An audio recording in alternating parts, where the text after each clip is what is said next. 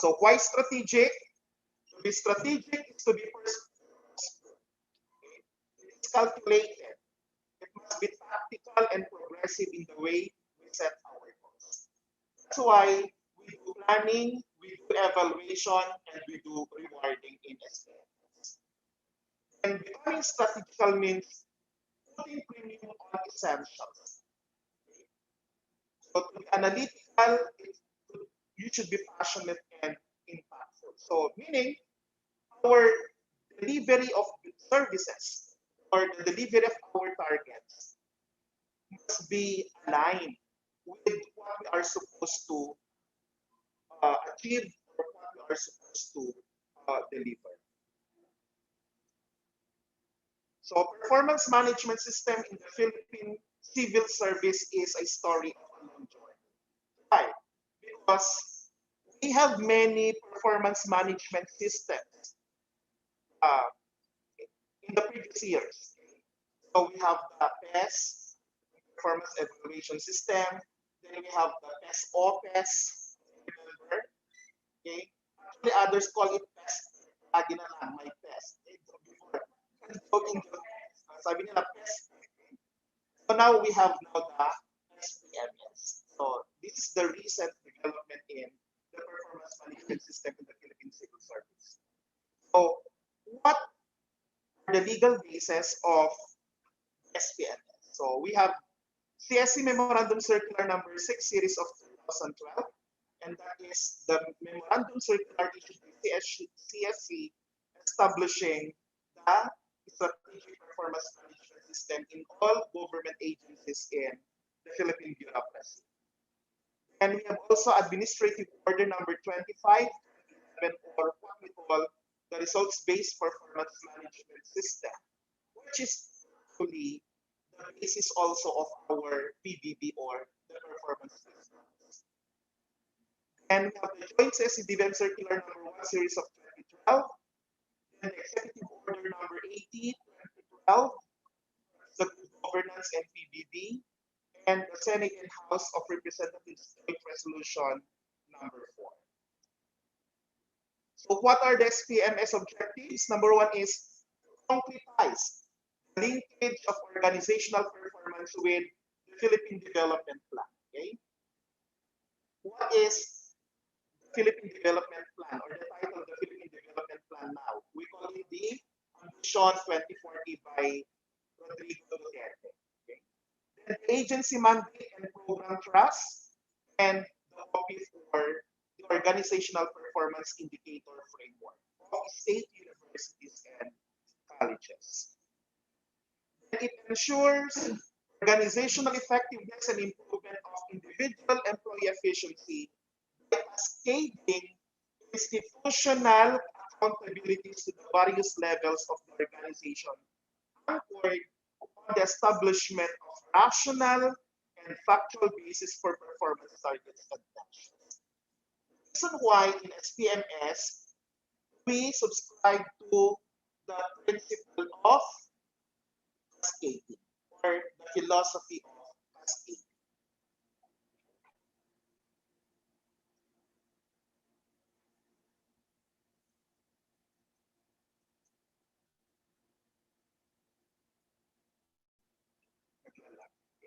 Number 3, link performance management with other human resource systems and ensure adherence to the principle of performance-based tenure and incentive system.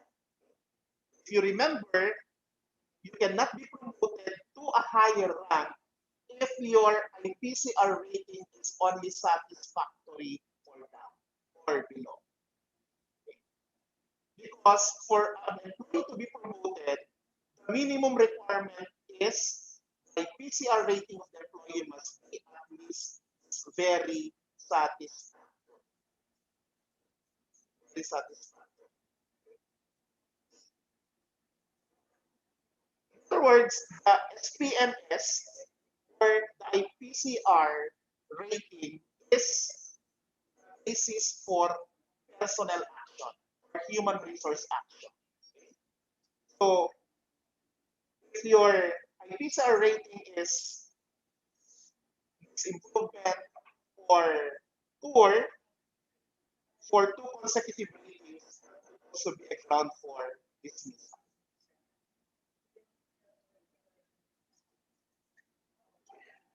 So these are the basic elements of SPMS, okay? Goal aligned to agency mandate and organizational priorities.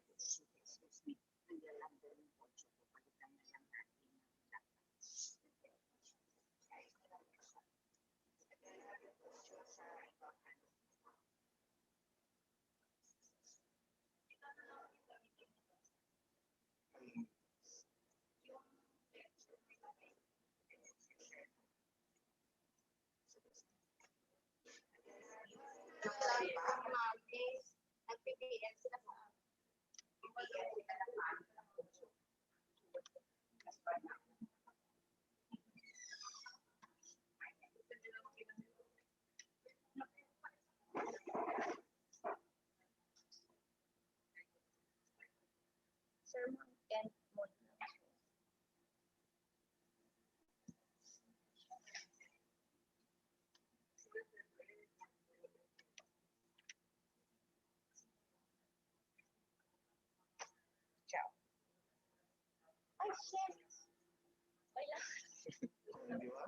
Actually, mayroong Kailangan ko ng HDMI. SPMS. Ako din ang HDMI.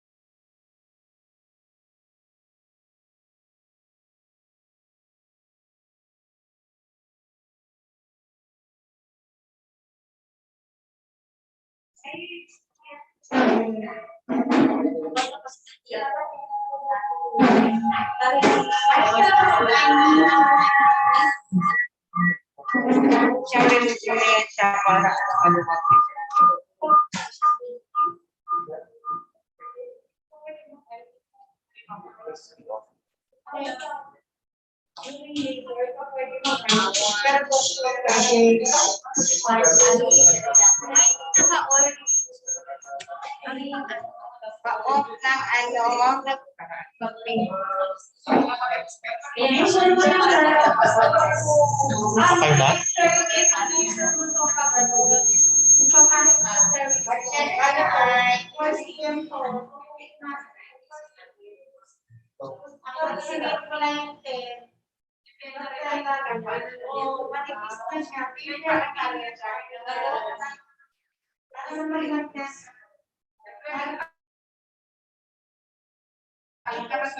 Okay na?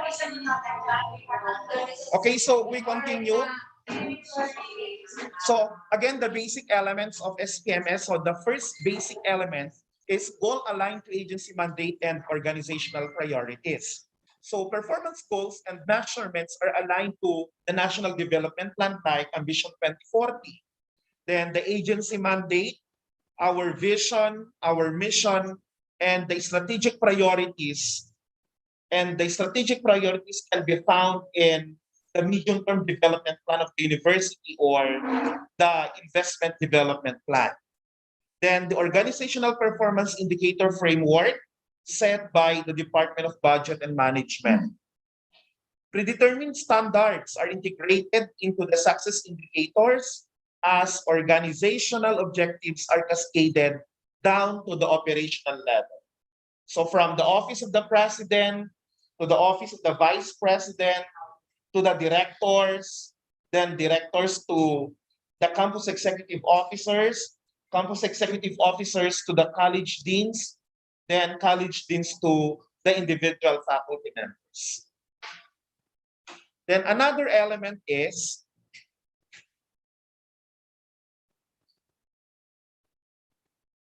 output-based and outcome-based. Okay? So the SPMS focuses on the MFOs or the major final outputs that contribute to the realization of the organization's mandate, vision, mission, strategic priorities, outputs, and outcomes. Okay. Then we have team approach to performance management. So again, accountabilities and individual role in achievement of organizational goals are clearly defined to facilitate collective goal setting and performance rating. The individual work plan or the IDP and rating form is linked to the division, unit, and office work plan or commitment and rating form to clearly establish the connection between organizational and employee performance. Okay. Then, SPMS is user-friendly. Okay. Why user-friendly? Because the suggested forms for organizational and individual commitments and performance are similar and easy to complete. So the office, the vision, and individual major final outputs and success indicators are aligned to cascade organizational goals to individual employees and harmonize organizational and staff performance ratings. Then it is information system. So the information system supports M&E or monitoring and evaluation. So the SPMS promotes the establishment of monitoring and evaluation and information systems that facilitate the linkage between organizational and employee performance and generate timely, accurate, and reliable information that can be used to track performance, improve programs, report accomplishments, and be the basis for policy making. That's why the Human Resource Management Office always encourage the college deans and individual employees to submit on time the IPCRs, because the ratings or the inputs in the IPCRs or the outputs in the IPCRs can be used as a basis for policy making. Then communication plan. Okay? Establishing the SPMS in the organization must be accompanied by an orientation program for agency officials and employees to promote awareness and interest on the system. And it will generate appreciation for the SPMS as management tool to engage officials and employees as partners in the achievement of the organizational goals. In other words, the SPMS must be communicated to the employees of the university for them to be aware and for them to appreciate the beauty of SPMS. So what we are doing now is actually a part of the communication plan of the SPMS. Now, the general principles. Okay? So these are the general principles of the SPMS. And under the SPMS, we have 5 areas: perspective, focus, indicators, performance alignment, and the role of supervisor. So there is now a paradigm shift from the old PMS to the SPMS. In the old PMS, the focus or no, the perspective is on performance evaluation. Basta i-evaluate na lang sila. That's it. Nag-perform ka, in-evaluate ka ng supervisor, that's the end of the PMS. But in the SPMS, it's performance management. Why performance management? Because it starts with planning and it ends with reward. Then the focus in the old PMS, the focus is on activities and inputs. Okay? Anong ginawa mo? Ano yung mga dineliver mo? But in the SPMS, the focus now is on the outputs and outcomes. Then for the indicators, performance indicators are mostly on quantity in the old PMS. But in the SPMS, we call it success indicators. So like for example, if in the previous PMS, we always count the number of process documents. In the SPMS, we do consider the response time. Then performance alignment, in the old PMS, it focuses on individual. So it's more of competition. Then in the SPMS, align individual to office organizational, or there is what we call teamwork and collaboration. Okay. Then the role of the supervisor in the old PMS, the supervisor is an evaluator. In the SPMS, the role of the supervisor is coach and mentor. So who are the key players of SPMS? The SPMS champion. The SPMS champion is the university president. Then we have the performance management team, okay, constituted by the SPMS champion. Then the planning office, the human resource management office, the head of office, division chief, and the individual employee. So again, the key players. Now, the SPMS cycle. As mentioned earlier, the SPMS cycle starts with the performance planning and commitment, followed by performance monitoring and coaching, then performance review and evaluation, then performance rewarding and development planning. So it is a cycle. Okay?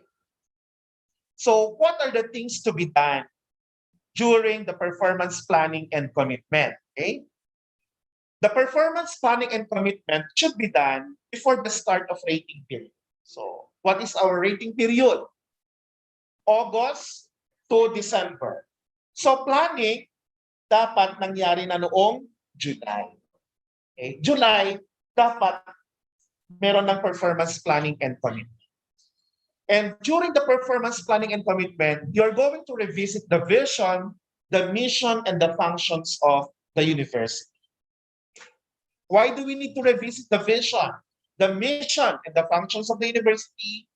so that we ensure that the deliverables or the targets that we are going to deliver are aligned with the vision, mission, and functions of the university. Then success indicators are determined. In our case, success indicators are predetermined, except for the target. Then performance measures and targets are set. Okay. So in this period or in this part of the cycle, this is the time that we're going to set our targets and our measures. Then establishment of the OPCR and IPCR, okay, or the individual performance commitment review and the office performance commitment review. Then setting of a rating period. Okay. So our rating period is already set. So we have two rating periods, August to December, and then January to May for individual faculty members. But for college deans, they have January to June, July to December. Then we do also performance signing. Okay? We do also performance signing or the commitment signing during the planning and commitment. Okay. Then the second stage, monitoring and coaching. Okay. The monitoring and coaching should be done on a regular basis and at all levels. Okay? At the level of the university, at the level of the campus, at the level of the college. Then timely and adequate mechanism is in place and information system should be established. Other universities like UP, for example, they have the system. I hope our Management Information System Office will also develop a system for the SPMS. Then mentoring of supervisors and coaches. So the supervisors, the coaches will mentor or will coach the non-performing employees or faculty members. Then improve or diary, which is a concept also of evaluation. What does it mean? As supervisor, they need to log their evaluation activities so that later on when there will be complaint or when there is an arbitrary what do you call this evaluation made by the supervisor can have a hard evidence to present. Okay? Then improve team performance. Okay, so during the monitoring and coaching, actually the purpose of monitoring and coaching is to improve team performance. Like for example, nakita ni Dean na si faculty A ay hindi pa gumagalaw sa kanyang research. So pwede niyang sabihan si faculty A, gawin mo na yung research, mag-implement ka na ng research mo, patapos na ang rating period, hindi pa tapos yung research mo. So that is a simple way of mentoring or coaching the employee. Then detects red flags and gaps. Okay? Red flags and gaps. So what went wrong? Okay? The supervisor, together with the individual employees, should determine what are the red flags and what are the gaps. Then after monitoring and coaching, review and evaluation. Okay? So this is the time when the supervisor will now rate the individual employee vis-a-vis his or her accomplishments. So office performance is assessed, okay? And individual performance is assessed. The performance management team calibrates and consolidates results. Head of agency determines final office ratings. Individual ratings are based solely on performance, no need for self-rating. Okay? There is no such thing as self-rating in SPMS. Supervisors rate individual employees through documents, reports, and verifiable output. Okay? Hindi po pwede na si supervisor ay mag-rate na walang evidence. or si supervisor ay magbigay ng outstanding performance rating na wala man lang supporting documents. So I would like to reiterate this. Supervisors rate individual employees through documents, reports, and other verifiable outputs. Then after review and evaluation, rewarding and plan. Okay? So discussion on strengths, gaps, and career paths. Okay. So during the performance period, ano yung strength natin? Ano yung weaknesses natin or ano yung mga challenges natin? Okay? So we need to address the challenges and the weaknesses. Okay. Then the type of interventions are identified. So during the rewarding and planning, the dean, together with the individual faculty members, will determine interventions. For poor performance or in the different areas wherein there is poor performance or there are poor performances. Then correct performances and deviations. Then setting up of developmental programs to improve performance. So if 80% or let's say 50% of the faculty members are non-performers, so you need to craft or to develop a developmental programs for them to improve in the next rating period. Then PMT selects potential praise awardees and exemplars for top performers. Okay? So even at the level of the college, the dean can actually recognize or can recognize exemplars or top performers in the college. Okay, so that is SPMS or Introduction to SPMS. We now proceed to the second topic, performance monitoring and coaching.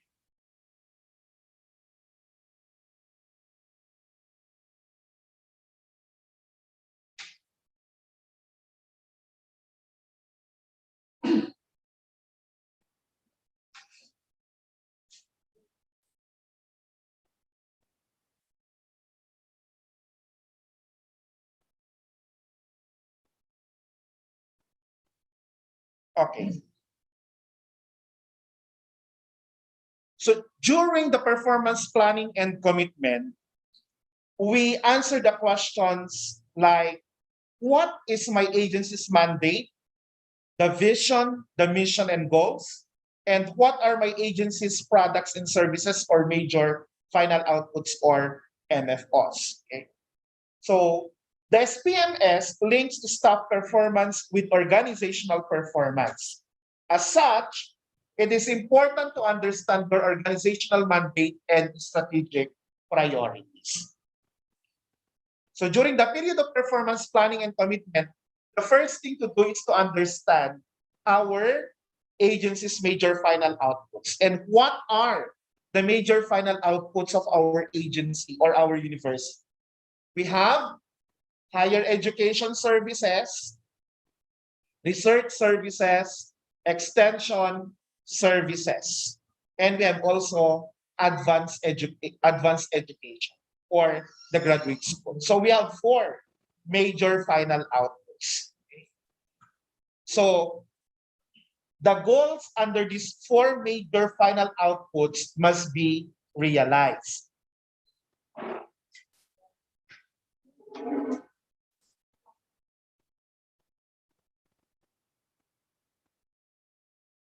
Okay, so how are we going to identify the success indicator of each major final output? So after identifying the MFOs of our agency, we're going to list down the success indicators or performance measure and targets of each MFO. So in the case of Cagayan State University, the success indicators or the performance indicators are already predetermined. Okay? Meron na tayong performance indicators along higher education, research, extension, and advanced education. Okay.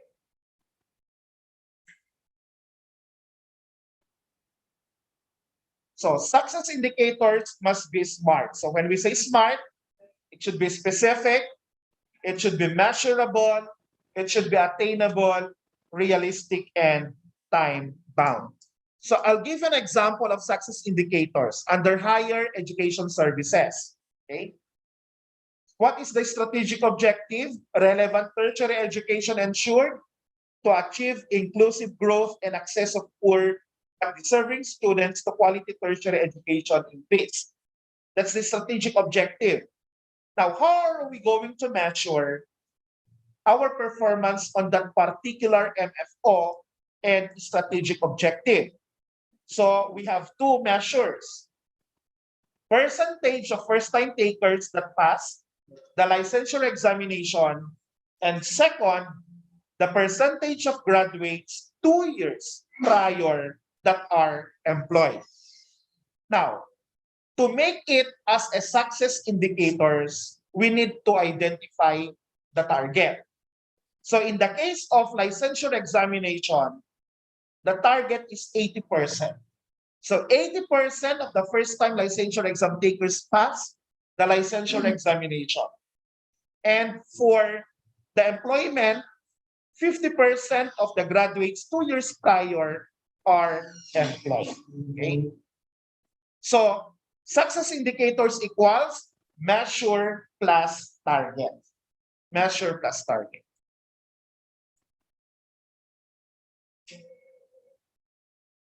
Okay, for research, example, higher education research improved to promote economic productivity and innovation. So how are we going to measure that objective? Number of research output in the last 3 years utilized by industry or other beneficiaries. Then number of research output completed within a year. Again, to make it as a success indicator, we need to identify the target. And what is the target? For the output, 50 research outputs.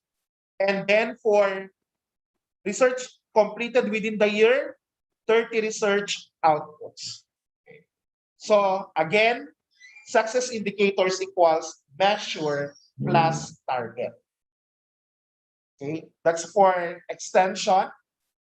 Then for gas, this is for the admin.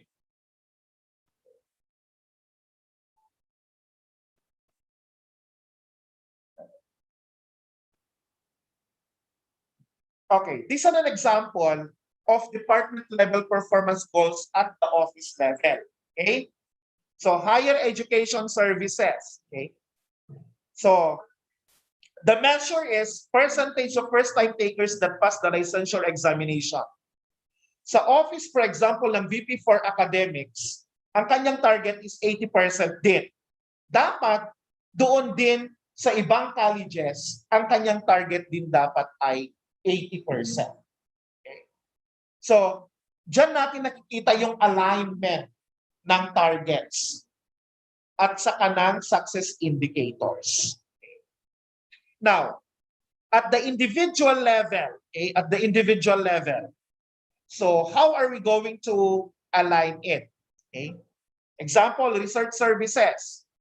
Number of research output completed within the year. Okay. Under the office of the VP, for example, 30 research outputs was targeted. Okay. Or were targeted rather.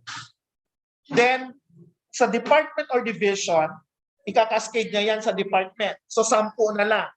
Okay. Ngayon, since 10, yung kanila commitment, itong department naman, ibibigay niya ngayon itong 10 sa individual employee. Okay? So, 2 research output were completed within the year for the individual employee. Okay?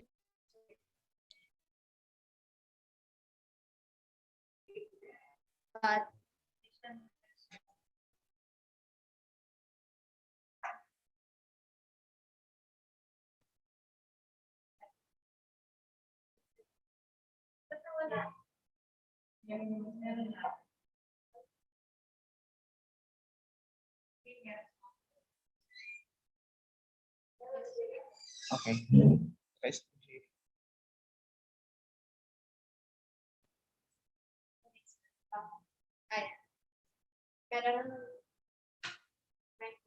Okay. So, balikan natin. Research services. So, ito yung individual level performance goals at the office level. Okay? So, example, College of Allied Health Sciences. Okay? Or, let's say, campus is the office, department is the College of Allied Health Sciences, then we have individual faculty members. Okay. So for Andrews campus, they are supposed to deliver 30 research outputs completed within the year. So since merong other colleges to deliver the other targets, binigyan ngayon ang Allied Health Sciences ng 10 targets. So, anong gagawin ni Dean? Alangan yung 10 yung na target, siya lang ang mag-deliver. Okay?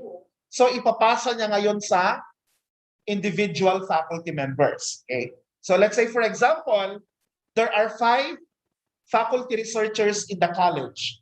So, ibibigay niya ngayon yung 10 sa 5. So, tigda-2 nila. Okay? To complete the 10 research outputs commitment of the dean to the campus. Okay. So that is the cascading philosophy of the SPMS. Okay? Now, pwede bang yung pagbigay sa mga individual faculty members ay hindi equal distribution? Pwede. Okay? So, bahala na si Dean or yung supervisor on how she's going to distribute the targets. Okay? Of course, based on the capacity and the capability to deliver. So, mas alam ng Dean or mas alam ng supervisor yung capability and capacity ng kanya faculty members. Now, we are going to develop the rating scale. Okay? So developing the rating scale involves 2 sub-steps. Number 1 is determine the dimensions on which performance or accomplishments are to be rated. Okay?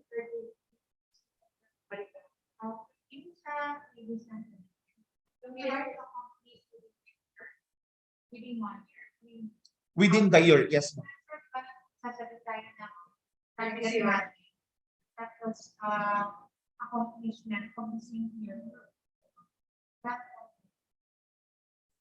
So like for example sa research ma'am, depende kasi sa ano din sa research yan, basta sa scope or it could be doon sa completion ng research, di ba?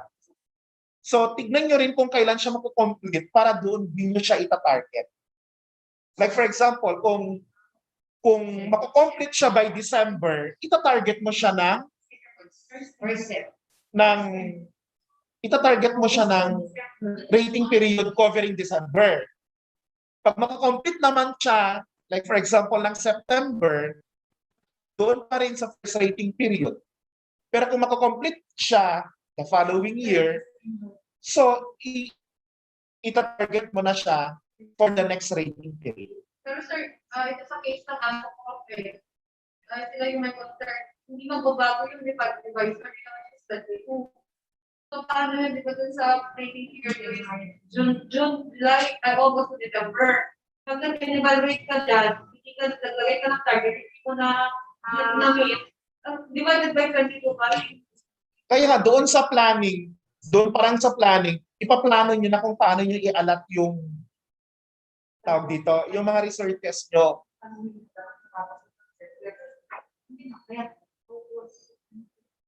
Sabihin for every period, we really want to finish one. Kasi one divided by 1 is 1 times 100. That's pila. That's satisfactory. Chain reaction kasi ito, ma'am. So kaya titignan din natin kung paano yung planning ng university. Titignan din natin yung planning ng campus. Kasi kung meron siyang deliverable ng first rating period, for example, kailangan magde-deliver din yung colleges. Kaya nga doon pa lang sa sa planning pa lang sa campus, dapat i-check na yun ng deeds kung kailan talaga dapat. So dito papasok yung bottom-to-top approach. Yun yung investor din na pwede discussion para template.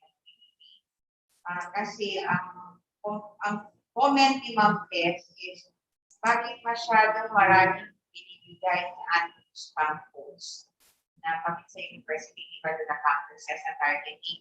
Ba't masyadong matigas binibigay na role ng ating spam codes sa mga targets? Paano binibigay lahat sa atin? And then, i-divide din yan sa 4 colleges, si TED, si PEA, si HM, at saka tayo. So, titignan nila kung saan ba yung pwede ibigay sa atin. Like, for example, production, wala naman tayo. So, yun sa mga board performances. Pero sabi ni Ma'am Tess kasi, parang hindi fair assignment. Bakit lagi na lang kami, bakit na lang lagi tayo, hindi ba tayo kinonsult dito, magkakan pa? 10, kunyari yan, 30 sa Andrews, 30 sa Fort College, hindi ilan tayo research. Tapos kanina mo na naman, kunyari sa kasikilan lang tayo, paano natin pumilihan tayo ng 10? O sino yung 10 na mag-research? Kahit pa collaborative research yan. Wala, dapat pa, Sir JP, na sa mga ASOC group nga na, kasi kailangan yan, kailangan yung mga research na ganito. Although pwede pa rin kahit hindi sa ASOC or pwede ka pa rin mag-research kahit sa structure ng ASOC. So ito yung problem na nag-arise sa TE.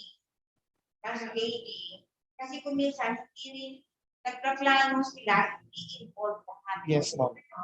Hindi nakakonsult kasi yung nasa bottom. So, nagpaplano lang sila, pero may itatapon na lang sa mga ganito. Hindi natin ma-achieve yung deliverable. Kasi nagugulat na lang tayo, kaya ba namin yan? Parang ganun. So, i-raise din ni Mante. So, as of the moment nga, wala pang activity. So, i-ano natin yan, natin kung paano. Yun ano natin ang G. Ayan lang. Kasi sa experience sa sa strategy planning na siguro tapos nila ginawa yung university tapos involved yung mga tao na nandoon sila ang nagtatarget hindi nila i-involve yung mga tao na are supposed to be there attending the Plan. o kaya naduluran dito sa extension, yun din ang naging problema sa campus. Kasi ang taas ng target. Ito yung, nung kami sa Apayao State College, ito yung dinevelop namin sa kanila. Ano kasi sila, finalo na namin yung kanilang PDF, position description, nila. So, merong percentage na, ang ginawa namin, so meron silang tinatawag na strategic, and then yung major, at saka yung, tawag dito, yung additional activities or additional performances nila. So, kinalibrate namin siya para walang mag-a-attain ng poor performance. So, kinalibrate namin lahat, of which okay naman. Oo. Sana gano'n. Pwede na natin siguro i-revisit yung SPMS natin. So, i-suggest siguro na i-revisit ang SPMS. Oo.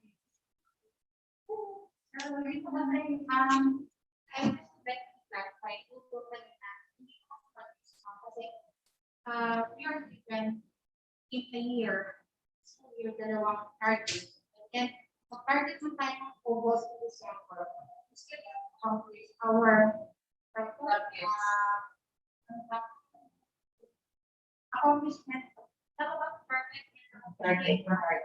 Yung accomplishment natin would still be August to December. So this means this is going to be followed. Parang August to December, the target na ng research mo is still on that period. You have to accomplish. So, within 5 months. Kaya, so ibig sabihin, in a year, it's hard to set dalawang finish two researches. Pero kung exactly one class you still fall under Okay. Pwedeng ganito, ma'am. Kung walang target ang college or walang target ang campus on research for the particular period, pwede. Walang magta-target sa individual faculty members. At hindi rin makakount sa inyo as 22 yung divisor. Pero the moment kasi na nag-target ang campus or ang college, wala kayong way but to target research. Pero, what if, sir, kunyari sa research, di ba meron mga research na hindi mo naman talaga magagawa in a year? Paano mo ilalagay sa target? Kaya nga, doon sa remarks portion, ito kasi nagkakaligtaan din natin, kaya meron tayong remarks portion para doon sana ino-note yung research. Like for example, the research will be completed on. Meron kang hindi na ma'am, ano na yung divisor. Alam nyo, parang internal arrangement na lang yan between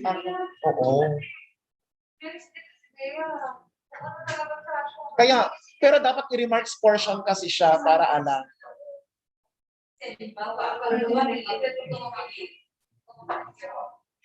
So, ito din na yun papasok yung developing the rating scale. Okay? So, sinabi ko nga kanina, there are two sub-steps. Number one is, you're going to determine the dimensions on which performance or accomplishments are to be rated. And second is operationalize the numerical and adjectival ratings. So at the level of the college, you can operationalize the numerical and adjectival ratings. So when I say operationalize, from among the faculty members or the dean together with the faculty members, you contextualize how are you going to rate the performance of the individual faculty members. But still following the basic concept of performance evaluation. Okay?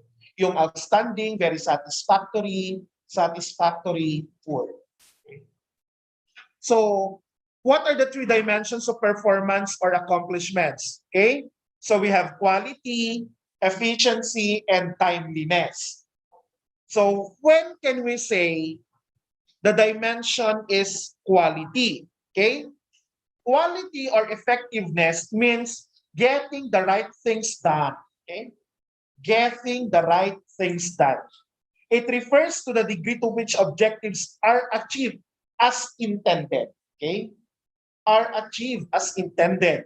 And the extent to which issues are addressed with a certain degree of excellence. With a certain degree of excellence. So, when the performance is acceptable, then we classify it under quality. When the performance meets the standards, again, it is quality. When there is client satisfaction with the services rendered, that is also quality. When the performance or the report or the output is accurate, it is also quality. Completeness or comprehensiveness of reports, okay? Creativity or innovation, and personal initiative, okay? That is quality. Okay? So if these elements are present, then you measure or you evaluate the performance under quality. Okay? Then efficiency is the extent to which targets are accomplished using the minimum amount of time or resources. Like when standard response time is achieved, number of requests or applications acted upon over number of requests applications received, and of course, the optimum use of resources like money, logistics, and office supplies. Okay? Then, timeliness. Okay? Measures if the targeted deliverable was done within the scheduled or expected time frame. And timely performance involves meeting deadlines as set in the work plan. And I would like to remind everyone, not all performance accomplishments need to be rated along all three dimensions of quality, efficiency, and timeliness. Okay? So some accomplishments may only be rated on any combination of 2 or 3 dimensions. In other cases, only 1 dimension may be sufficient. So consider all the elements involved listed in each dimension and use them as guide to determine how performance will be rated. Okay? So depending on how success indicators are stated, you can rate a performance along the dimensions of quality, efficiency, timeliness using the listed elements as guidelines. Okay? The rating needs to be discussed within the unit and between the supervisors and staff, or the raters and the rates. Okay? Now, the moment the ratee affix his or signature on the IPCR, that means he or she accept the rating. Pero kung ayaw mo yung rating mo, huwag mong pirmahan yung IPCR. Okay? Now, the rating needs to be discussed. Dapat pag-usapan nyo. Okay? Dapat pag-usapan nyo. Then, performance is measured within a scheduled monitoring period. So all accomplishments always involve the dimension of time, whether we like it or not. Okay? So as such, performance is always rated on either efficiency and or timeliness. Okay, I'll give you an example of a rating matrix. So sino dapat ang gagawa ng rating matrix? The dean will propose the rating matrix to be conquered by the individual faculty members. Okay. So example, 80% of the first-time licensure exam takers pass the licensure exam. Okay. Bibigyan mo siya ng 5 pagka yung actual results exceeded target by 30%. Bibigyan mo siya ng 4 kung 15% to 29% lang ang na-achieve. Bibigyan mo siya ng 3 kung 100% to 114% of the targets are achieved. Bibigyan mo siya ng 2 kung 51 to 99% of the targets lang ang na-achieve. Bibigyan mo siya ng 1 pagka 50% or below lang ang na-achieve. Okay? So, ito yung sinasabi natin na calibrated rating matrix. Okay. So, sir, for not board course, may separate rating rates. Yes, ma'am, kasi wala ka namang success indicators. Kasi wala ng board naman yung program mo, so wala kang indicators na licensure. Okay. So example lang ito. Doon naman sa extension, okay? Di ba, meron tayong 90% of the beneficiaries rated the training course as satisfactory or higher in terms of quality and relevance. Okay? So example, yan yung target ng college. Okay? So bibigyan mo siya ng 5, 4, 3, 2, 1 po. 5. Average outstanding ang binigay ng mga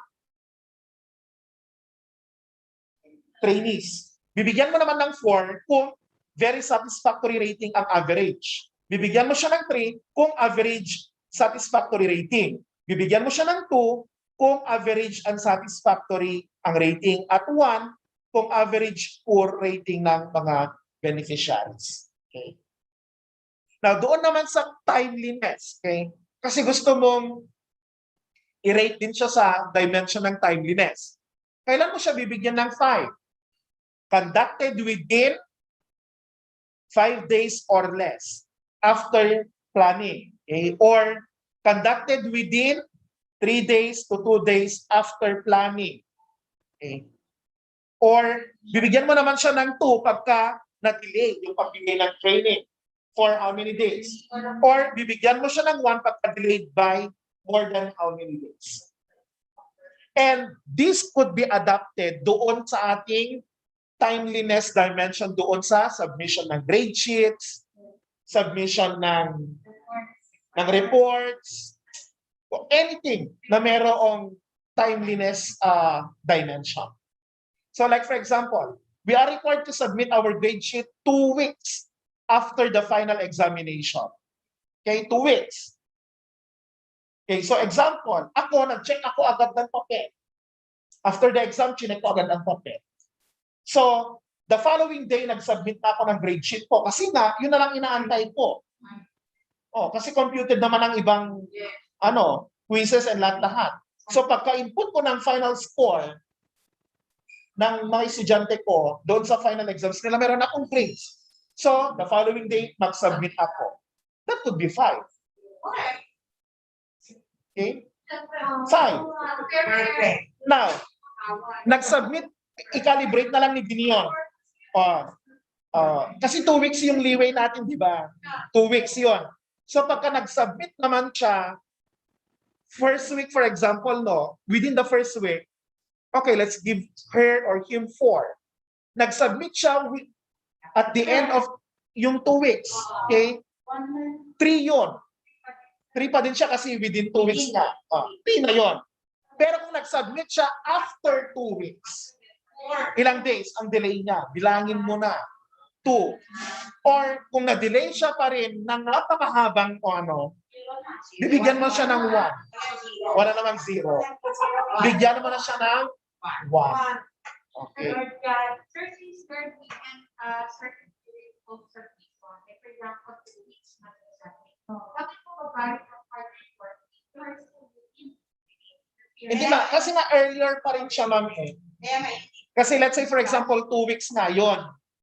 So kung meron nag-submit within 1 week, let's say for example, or immediately after the final exam, nag-submit na siya.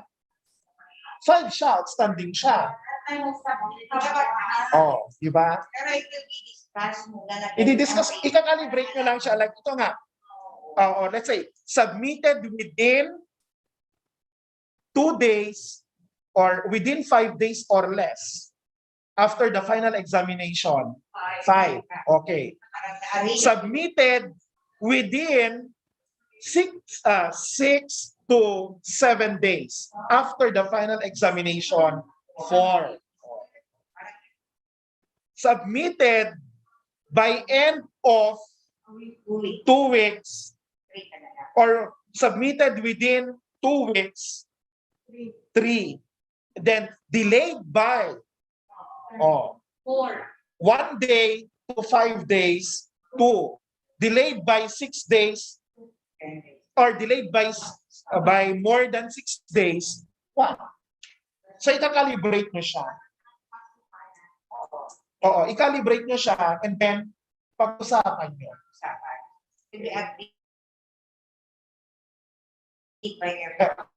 Actually, this will encourage early submission.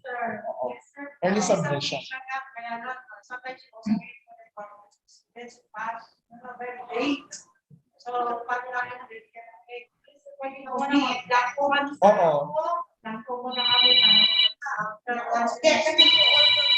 Students get right.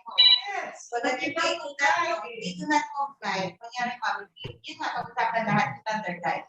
You gave a deadline. After 1 week, hindi pa rin nag-submit. Then that already is 0 for the student. Then kasi what happens if they get used to submitting and that error ako, hindi ko nabasa, hindi ko nag-ready, or sa katulong, wala nang kita.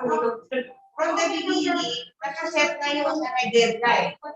You do not give it on the deadline, ito lang ang allowance ko to come up with the requirement. Hindi ka pa rin nag-submit, 0 pa na. Kasi with the next, nakalagay naman lahat yun. I-0 nyo natin ang you also get the lesson of abiding with your rules already. Ang important ka ng-standard tayo. Kung ang ating allowance is pinit, it's a week. But the deadline ngayon, hindi ka nag-submit. Para kayo din later on, yan kayo malilate sa submission. Just because of requirements. So, yun natin disiplina sa mga So that's the beauty of having a rating matrix. So in success indicator, lahat ng success indicators natin sa IPCR, baka gawing model na ang College of Allied Sciences, gagawan nyo ng rating matrix. Gagawan nyo ng rating matrix yung mga success indicators. Kailan siya 5? Kailan siya 4? Actually, you can actually describe. Hindi mo na naman maganda. Maganda yung subjectivity. Oo. Yeah. Maganda yun. Mag-usap-usap tayo. Kasi, di ba, mapapansin ko sa mga estudyante, di ba, last year, nag-run sila, pag hindi naman yung deadline, doon sa mga requirements ng teacher, at nilagyan siya ng zero na teacher, nag-run na sila sa paper and all, sa Nag-run. tapos, magsusumbong sila. Yeah, then nga siya, as long as during the orientation, sila pre-requested. Hindi na nila masasabi na hindi ko alam, hindi ko narinig, wala ka evidence, wala ka ganito. Tapos, kawawa ang mga teachers. So, lahat yan, ilalagay sa orientation. Sir JP, can I be recognized as well? I will answer to all these last month. You will have to look at the side view of the teacher. Hindi lang yung puro students. Yung offer na kasi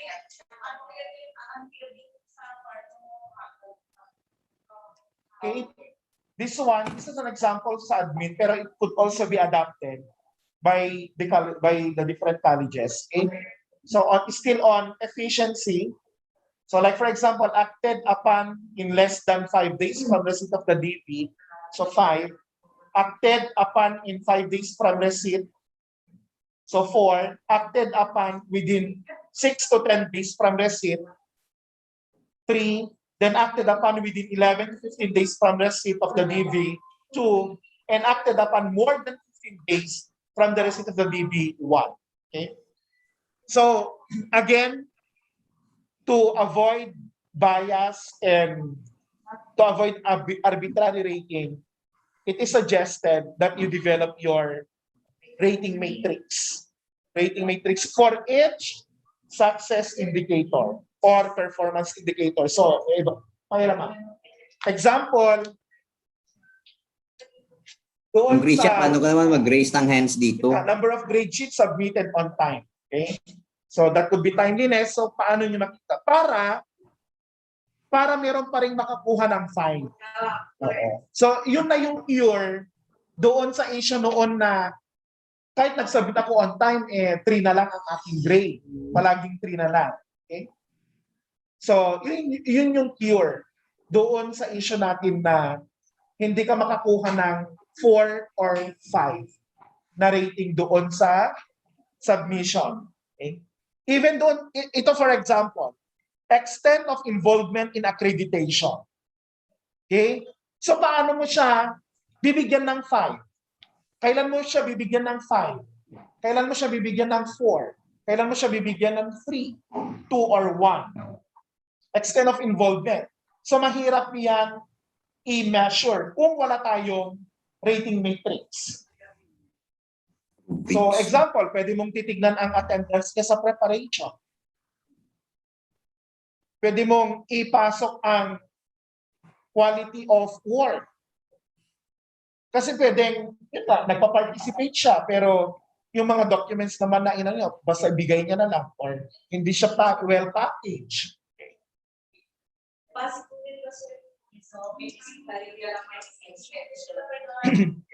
Yes. Pwede rin ipasok yung rating ng area. Oo. Oo.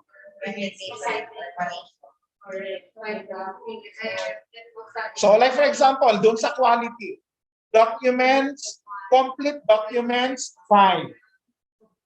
Or partial, incomplete documents, ilang bahala na kayo mag-calibrate. So pag-usapan nyo na lang kung paano nyo siya i-rate. Para pagdating ng rating period, hindi na mahirapan si Dean at wala na ring issues. Kasi nga, meron na tayong rating matrix. Available na siya. Nag-agree na kayo.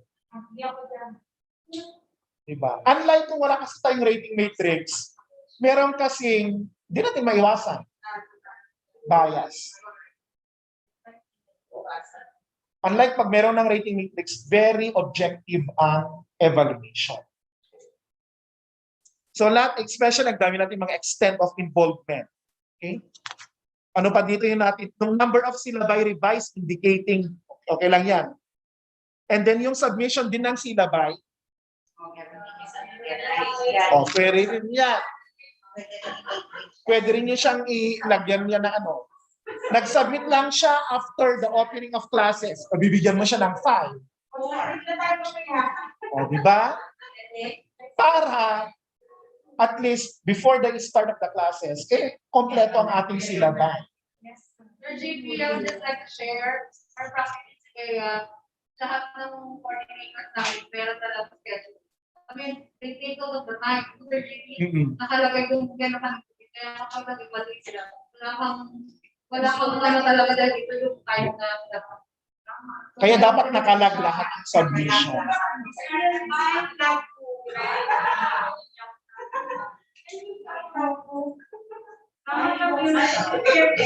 During the time of banquet, may individual folders. Yun, parang ledger siya.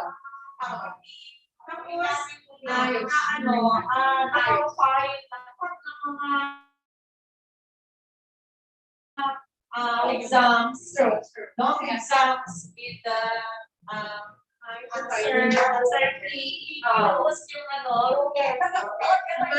Actually, maganda yun, ma'am. Actually, pwede rin natin gamitin dito yon.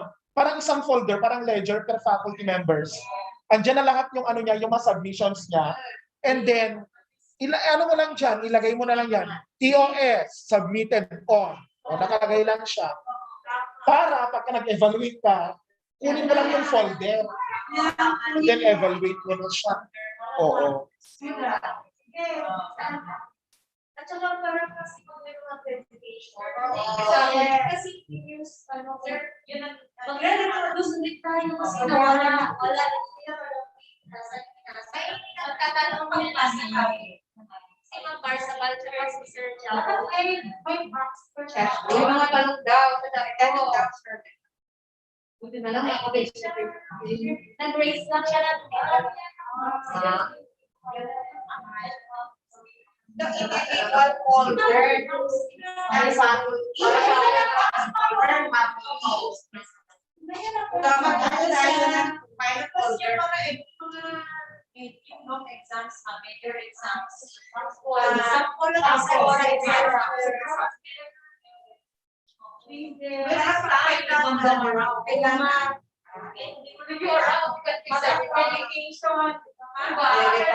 Sa first stage niya na.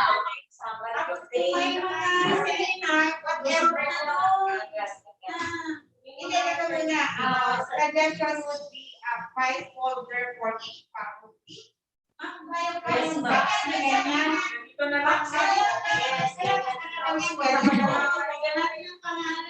Pero dapat nasa office kasi meron na bali nakuha ng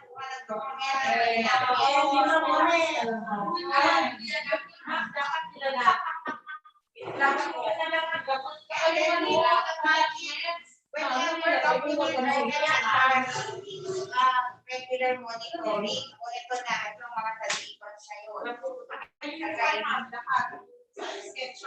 Thank you, ma'am. Yung one ma'am, yung organization.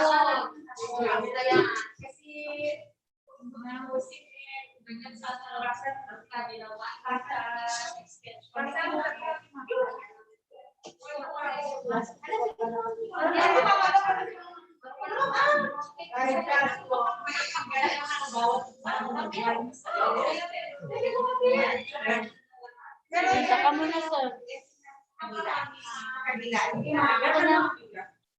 hinaibita. Ayun na sa faculty room. Forget your diet.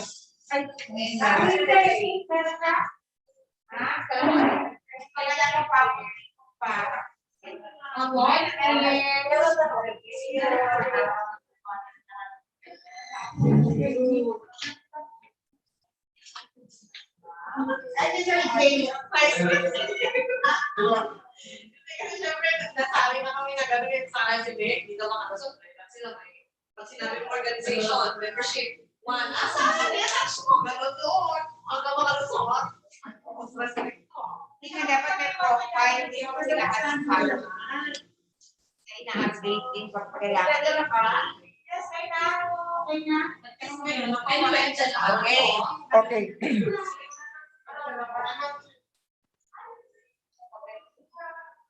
Okay, so last topic, performance review and evaluation. So at the end of the performance monitoring period, use the suggested forms. So we have the OPCR, the DPCR, and IPCR. Okay, to review performance from the office and division levels down to the individual staff level. So for the OPCR and DPCR forms, you should have completed the first 4 columns of the table at the beginning of the performance monitoring period. Okay? So OPCR, that's for the dean. The column 1, the major final outputs. The column 2, the success indicators. Then the column 3, the allocated budget. And then the column 4, the divisions accountable for each performance target for the OPCR. Okay? Now, for the IPCR, you should have completed the first 2 columns at the beginning of the performance monitoring period. The MFO that your division or your college is contributing to, then the success indicators or performance targets of each individual staff per MFO for the monitoring period.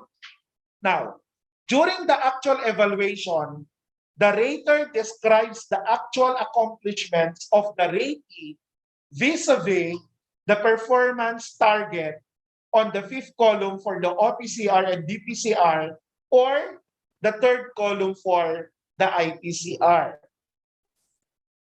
So, as explained earlier, you do not need to rate every performance accomplishment along 3 dimensions of quality, efficiency, and timeliness. So, develop the rating matrix at the beginning of the rating period should have helped clarify the expected outputs of each performance target and determine under what dimension it will be rated.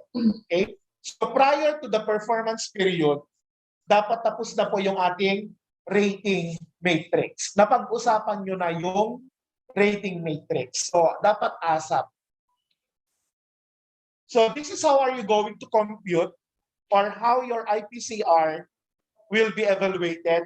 So, example, there is a rating for quality and timeliness. So, you just simply add the 2 dimensions. So, 4 plus 4 divided by 2. So, the average is 4. Okay? Now, if there is only 1 dimension rated, like for example, under efficiency, this is only 1.5, then the average is 5. Okay? So, average is obtained by dividing the total by the number of dimensions. Now, how about final average? Final average is obtained by adding all the average ratings vertically and dividing the sum by the number of accomplishments. Okay? But in other agencies, it is weighted. Okay?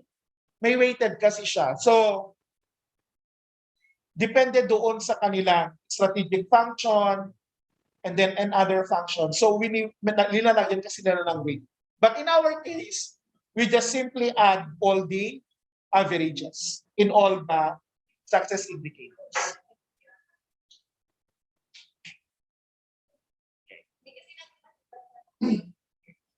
So, computing the numerical rating. So, the teamwork orientation is reflected in the overall rating of an office. Thus, the average of all individual performance assessment does not go higher than the collective performance assessment of the office. Anong ibig sabihin nun? Kung ang college ay very satisfactory lang ang kanyang rating, hindi po pwede na mayroong mag-outstanding sa mga individual faculty members. Okay. Yan po ang ibig niyang sabihin. But what about The rating should be at par with the office. The individual ratings of the employee should be at par with the college or with the office. paano yung mga instructors are na nag-register? Kunyari sa kanila, sa mag-pitay ay maraming percent. Then, mas mataas yung Mag-outstanding sila. That should be justified. So, i-justify lang siya. Question ko yan, kasi Sige ma'am, balikan natin mamaya. Okay? So ulitin ko, the average of all individual performance assessment does not go higher than the collective performance assessment of the office or the college. Okay, so this is an example. So kung titignan natin, ang daming ito yung mga individual staff under the office. So, very satisfactory ang average individual rating. So, ibig sabihin, wala dapat nagkakaroon ng outstanding. Kasi nga, VS lang siya. Pero this to be justified. Okay? Kung talaga namang excellent performer yung faculty members, pero it should follow na dapat pati yung college, outstanding yung kanyang performance. Kasi nga, they contributed to the performance of the college. So, pero dyan, Sir JP, parang dyan merong outstanding na tatlo. Yes, ma'am. Pero ang average individual rating kasi is very satisfactory pa rin. So, ang sinasabi dito, dapat, pag in-average mo yung individual faculty rating, dapat yun din yung dapat ang rating ng college. Okay, so the last column on the OPCR, BPCR, and IPCR forms is for remarks on a specific accomplishment. Filling this column is optional, but it is suggested, okay, that you fill also the remarks portion. So there is an allotted space below the table for the rater to write his or her recommendations of the staff he or she is evaluating for development purposes or for rewards and promotion. Okay? So kung palagi kasi nakakalimutan ng ating mga deans, okay, na naglalagay man lang ng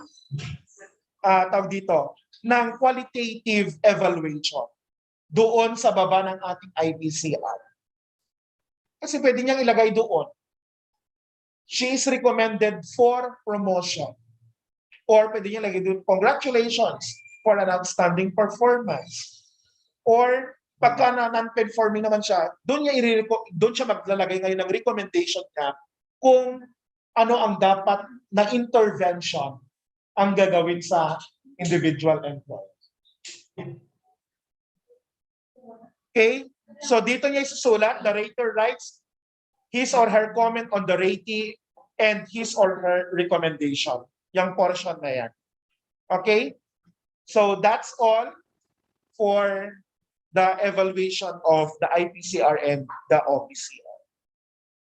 Now, balikan natin yung tanong. Sir JP, question na. Dito sa remarks, pwede mo i-ano ngayon na make out ni Ma'am Catherine na instructor ka namin na gamit ng research so that you get an outstanding. So, pwede ipasok na yung remarks mo? Yes, ma'am. Sa remarks portion po. Or aside from yung sa dito ba? Kasi bakit siya nagkaroon ng maraming researchers? Di ba, instructor lang ang kanyang rank, pakikita. So, pwede nang maglagay din dito aside from yung comments and recommendations. Yes, ma'am. Para lang ma-justify agad na outstanding siya. So, yun yung ilalagay sa remarks portion. Yes, ma'am.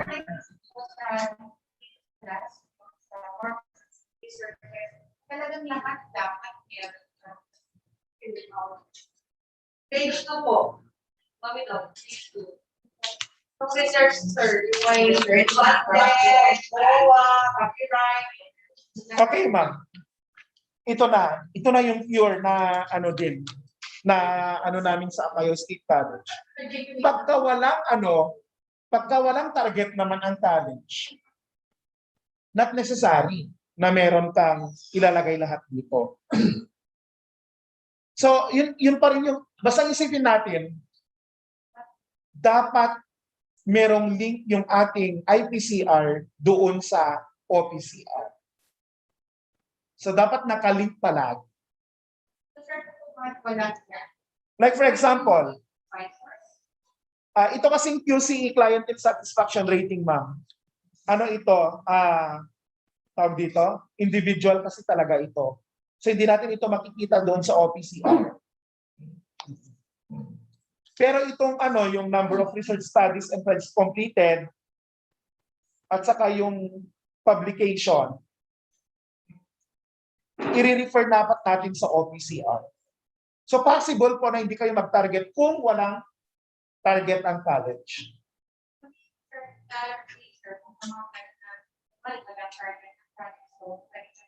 Pwede. Oo.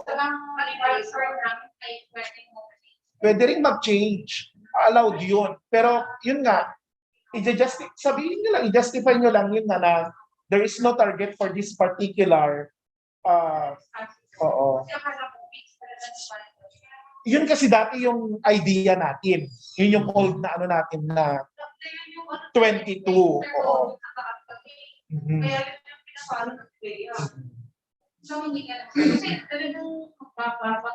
Mababa na talaga masyado. Pero yun nga, actually, nung enough kasi yung ating SPMS is para i-encourage talaga yung mga associate professor at professors to conduct researches. Kaya ganun yung policy noon.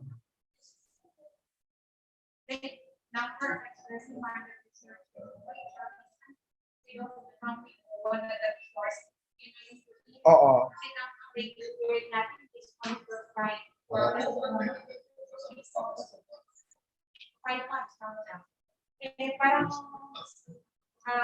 Pero kung program naman kasi siya, ma'am, or project, di ba, mayroon siyang component studies.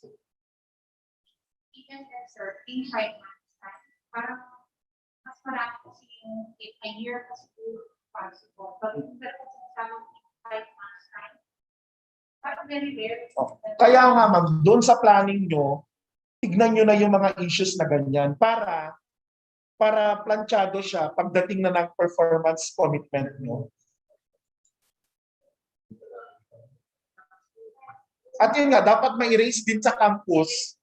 Ma-erase din sa campus na ganun yung situation. Para ma-align natin yung performance commitment ng colleges saka yung performance commitment ng campus.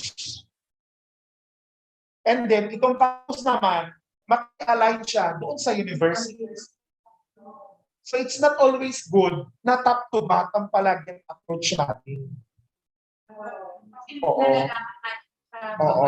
Kasi ang delivery units ay ang mga colleges, whether we like it or not, ang delivery units are the colleges, not the office, the VP for research. Deliver colleges. Oo. Ay, dapat. Possible na mag-target sila, pero during the planning, mag-meet, mag-align.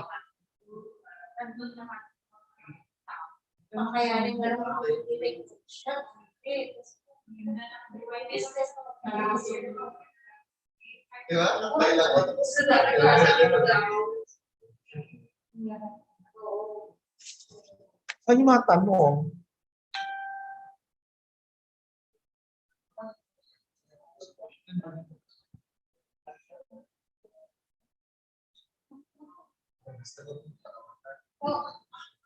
Ano?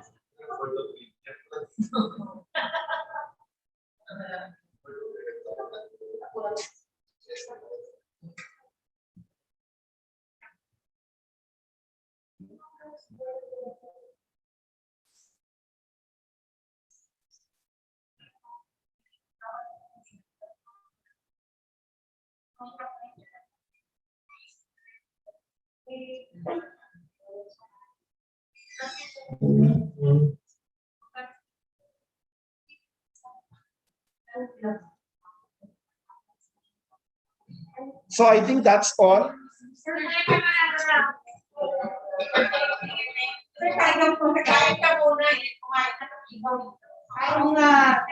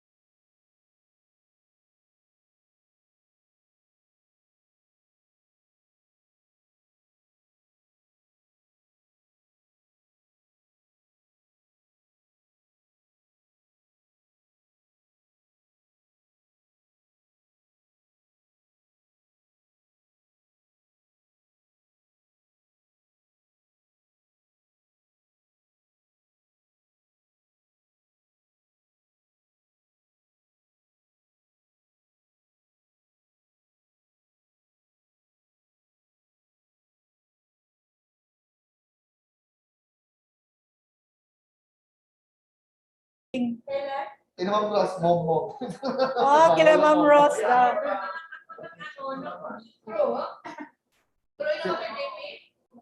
Baka magkakaano tayo. So, sabi dun sa taas, baka may ECQ. No, because tumataas ang cases eh. And we also have Delta variant here already. Yes. So you have to be careful. Yes. Yes, Ang kapatid. sabi, parang ano yata, parang inaalaw muna yung mga foods. Ay, na nakapasok. Makakapasok muna, mag-stockpile na. Para lockdown. Bago mag-lockdown. Yeah. True. So parang may advisory na ang DSWD to suppliers na magpadala na ng mga